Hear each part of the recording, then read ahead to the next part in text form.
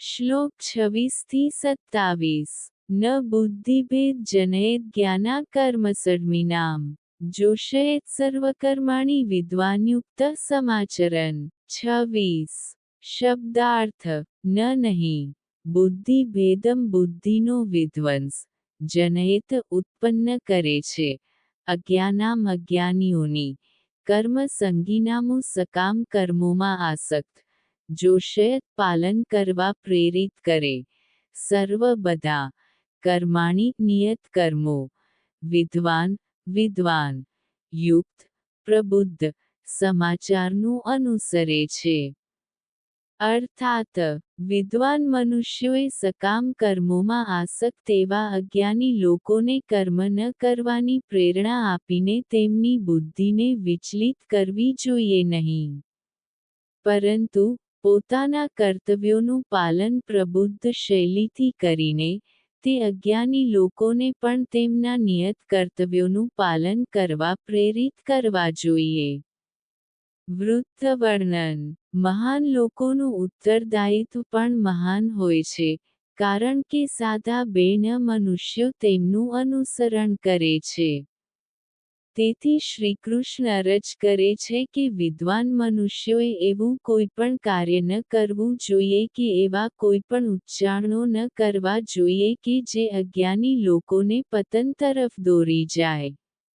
અહીં એવો પણ તર્ક થઈ શકે કે જો વિદ્વાન વ્યક્તિને અજ્ઞાની પ્રત્યે કરુણાભાવ ઉદ્ભવે તો તેમણે ભગવદ સાક્ષાત્કારનું ઉચ્ચ જ્ઞાન પ્રદાન કરવું જોઈએ.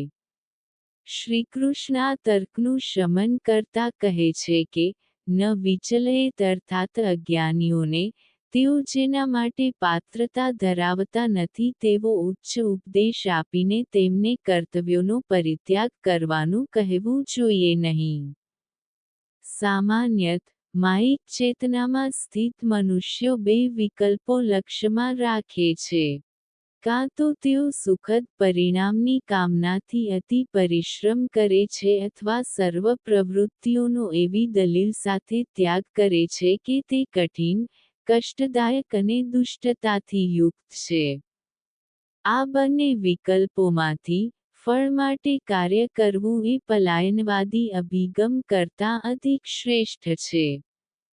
તેથી વૈદિક જ્ઞાનથી યુક્ત અને આધ્યાત્મિક રીતે વિદ્વાન વ્યક્તિએ અજ્ઞાનીને તેમના કર્તવ્યોનું પાલન સાવધાનીપૂર્વક અને કાળજીથી કરવા પ્રેરિત કરવા જોઈએ.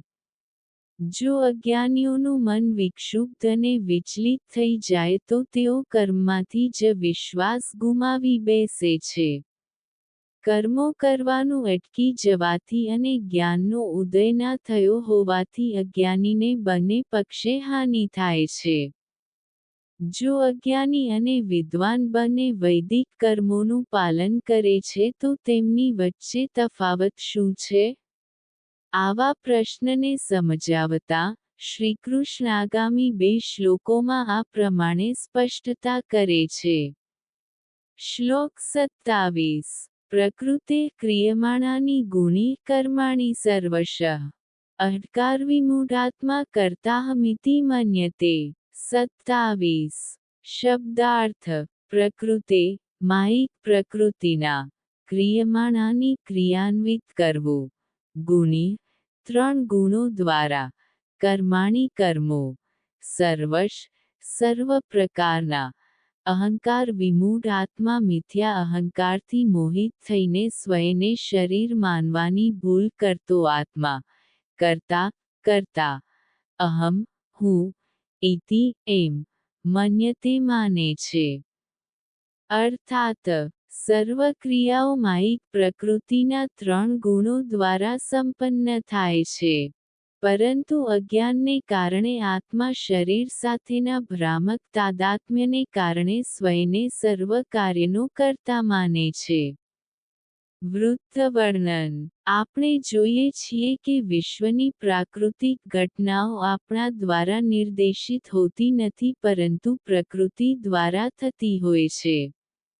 હવે આપણા પોતાના શરીરની પ્રવૃત્તિઓને આપણે સામાન્યત બે કક્ષામાં વર્ગીકૃત કરીએ છીએ. 1. પ્રાકૃતિક જૈવિક ક્રિયાઓ, જેવી કે પાચન, રુધિરાભિસરણ, હૃદયના ધબકારા વગેરે, જેનું સંચાલન આપણે સભાનપણે કરતા નથી પરંતુ તે પ્રાકૃતિક રીતે થાય છે. 2. બોલવું, સાંભળવું, ચાલવું, સૂવું, કાર્યો કરવા, વગેરે ક્રિયાઓ, જેનું સંચાલન આપણે માનીએ છીએ કે આપણે કરીએ છીએ. આ બંને કક્ષાની ક્રિયાઓ મન શરીર ઇન્દ્રિયોની માનવ યંત્રરચના દ્વારા સંચાલિત થાય છે.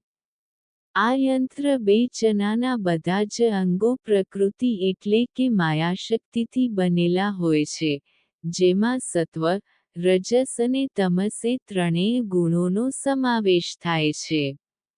જેવી રીતે સમુદ્રના તરંગો સમુદ્રથી ભિન્ન હોતા નથી પરંતુ તેમાં જ સમાવિષ્ટ હોય છે, તેવી જ રીતે શરીર પણ પ્રકૃતિ માતાનું અંગ છે જેના દ્વારા તેનું સર્જન થયું છે. તેથી, પ્રકૃતિ એટલે કે માયાશક્તિ સંસારની સર્વ ક્રિયાઓની કર્તા છે. તો પછી આત્મા શા માટે સ્વયને કર્મોનો કર્તા સમજે છે? કારણ એ છે કે મિથ્યાભિમાનની પકડમાં રહેતો આત્મા પોતાને ભ્રમને કારણે શરીર માની લે છે. તેથી, તે કર્તાભાવના ભ્રમમાં રાચે છે. દાખલા તરીકે, રેલવે સ્ટેશનના પ્લેટફોર્મ પર બે રેલગાડીઓ એકબીજાની બાજુમાં ઊભી છે. એક રેલગાડીમાં બેઠેલો પ્રવાસી અનિમેષ અને સ્થિર દૃષ્ટિથી બીજી રેલગાડી તરફ જોયા કરે છે.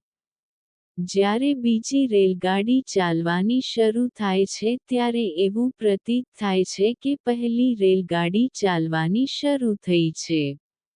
એવી જ રીતે, સ્થિર આત્મા પ્રકૃતિની ગતિશીલતા સાથે તાદાત્મ્ય સાધી લે છે. તેથી, તે પોતાને કર્મોનો કર્તા માની લે છે. જે ક્ષણે આત્મા અહંકારનો ત્યાગ કરી દે છે અને ભગવાનની ઈચ્છાને શરણાગત થઈ જાય છે, તે જ ક્ષણે તે સ્વયં અકર્તા હોવાનો અનુભવ કરે છે. અહીં કોઈ એ પ્રશ્ન કરી શકે કે જો આત્મા વાસ્તવમાં અકર્તા છે તો પછી કર્મોના નિયમ અનુસાર, શરીર દ્વારા કરવામાં આવેલા કર્મોના બંધન તેણે શા માટે ભોગવવા પડે છે?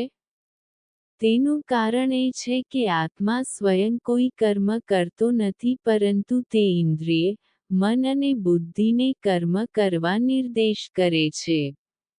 ઉદાહરણ તરીકે, સારથી પોતે રથને ખેંચતો નથી પરંતુ તે ઘોડાઓને નિર્દેશ કરે છે. હવે જો કોઈ અકસ્માત સર્જાય છે તો ઘોડાઓને કોઈ ગુનો લાગુ પડતો નથી પરંતુ સારથી જે તેમને નિર્દિષ્ટ કરતો હતો તેને ગુનેગાર ગણવામાં આવે છે. એ જ પ્રમાણે, આત્મા મન શરીરયુક્ત માનવરચનાના કાર્યો માટે ઉત્તરદાયી છે, કારણ કે ઇન્દ્રિય મન અને બુદ્ધિ કર્મ કરવાની પ્રેરણા આત્મા પાસેથી મેળવે છે.